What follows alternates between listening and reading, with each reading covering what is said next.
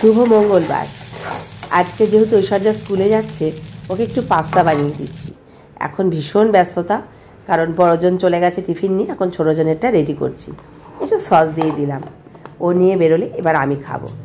তবে আমি খাবো পাস্তা নয়, একটু ঘুগনি আর রুটি। আমার বেশ ঠান্ডা লেগেছিল কদিন ধরে, একটু কমেছে, তবুও একটু ঝাল ঝাল ঘুগনি দিয়ে রুটি খেতে কিন্তু ভালোই লাগে। আর রুটিটা না একদম গরম, মানে ভেজে নামিয়েই খাচ্ছি। আমার হচ্ছে এটাই দোষ, একটু গরম খাবার না হলে আমি একেবারেই খেতে পারি না। তো এই খাবারটা খাওয়ার পরে শুরু করব দুপুরের রান্নাটা। আর আজকে যেহেতু মঙ্গলবার, সব কিছুই নিরামিষ। তো চলো এবার একটু খেয়ে নিই, তারপরে আরেকটা কাজে লাগবো।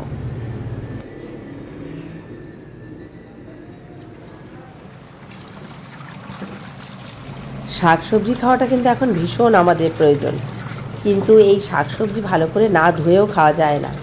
এত কালো কালো জল বেরোচ্ছে, কোথায় কি নামায় বাজারে তার তো ঠিক নেই, তাই ভালো করে না ধুলেও নয়।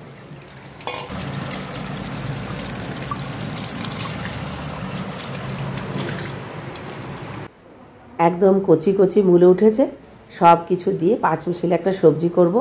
তার সাথে ফুলকপি আর আলুটা হালকা ভাপ দিয়ে রেখেছি, এটা অঙ্কিতাকে সকালে অল্প করে দিয়েছিলাম, আর রয়েছে আমাদের। আর লাউ শাক কেটে রেখেছি, এই বিউলির ডাল দিয়ে খাবো। একটু ভেজেও নিলাম বিউলির ডালটা। আর আজকে দুপুরে যেহেতু দুজনেই বাইরে, মানে বড়জন তো অফিসে আর ছোটোজন স্কুলে, সেই জন্য ওরা দুপুরে কেউই খাবে না, আমি আর অমিতই খাবো। রাত্রিবেলা বাড়িতে ফিরে সব খাবে। তো চলো ডালটাকে এবার ভালো করে ধুয়ে নিই।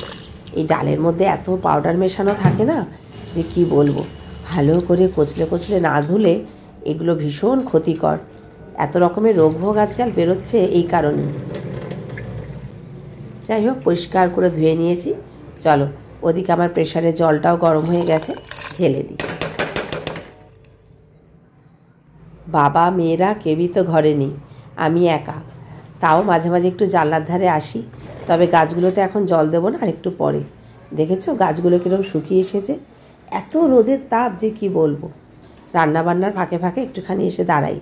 আর যেহেতু ঘরটার মোছা হয়ে গেছে, সেই জন্য জানলাটাও খুব বেশি খুলে রাখতে পারি না, এত ধুলে ওঠে যে কি বলবো। চলো একটু জানলাটা বন্ধ করে দিই, আবার রান্নাঘরে যেতে হবে, বাদবাকি রান্নাটা শেষ করতে হবে। আর যতক্ষণ না আমি এই রকম ফেনাগুলো না ফেলি ডালের থেকে, ততক্ষণ কিন্তু আমি প্রেশারের ঢাকনাটা বন্ধ করি না। দেখেছো এত ভালো করে ধুলাম, তাও কত ফেনা উঠছে। আসলে যে সমস্ত কেমিক্যাল দেওয়া থাকে ডালের মধ্যে, যেহেতু এগুলো অনেক দিন ধরে যাতে থাকে, পোকামাকড় না লাগে, সেই ব্যবস্থাই আর কি।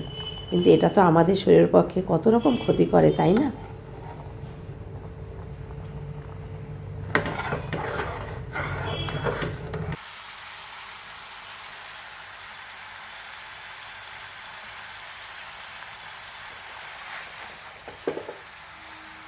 অনেকক্ষণ পর আবার ক্যামেরা অন করলাম। এ দেখো আমার ডাল হয়ে গেছে, ফুলকপি আলুর তরকারিও হয়ে গেছে, আর ভাত আর তরকারিটা হচ্ছে। ভাত কিন্তু সকালে একবার হয়েছে, আবার একটু করলাম, দুবার করে ভাত করতে হয় আমাকে। তো চলো তরকারিটা আমার একদম রেডি, একটু ভাজা মশলা ছিটিয়ে ঢেকে রেখে দেবো।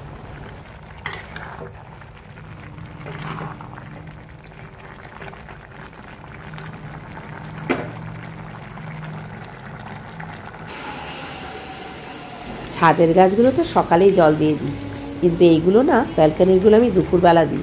দেখেছো কীরকম শুকিয়ে গেছে, মনে হচ্ছে যেন ঠিক মে মাসে যেরকম গরম রোদের তাপ সেই রকম। যদিও আমার এটা একটা খুব সুবিধা হয় জানো তো, শীতকালে আমি এখানে আমার লেপ কম্বল যাই হয় একটুখানি গরম করতে পারি, অনেকটা ব্যালকানিতে রোদ আসে আমার।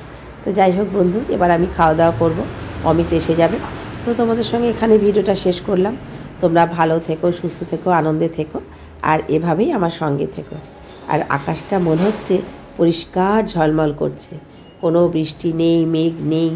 গরম লাগছে ঠিকই, কিন্তু এরকম ঝলমলে আকাশটা দেখতেও কিন্তু বেশ ভালো লাগে। তো চলো আর ভিডিওটা বাড়লাম না, তোমাদের সবার সঙ্গে আবার দেখা হবে পরের ভিডিওয়ে।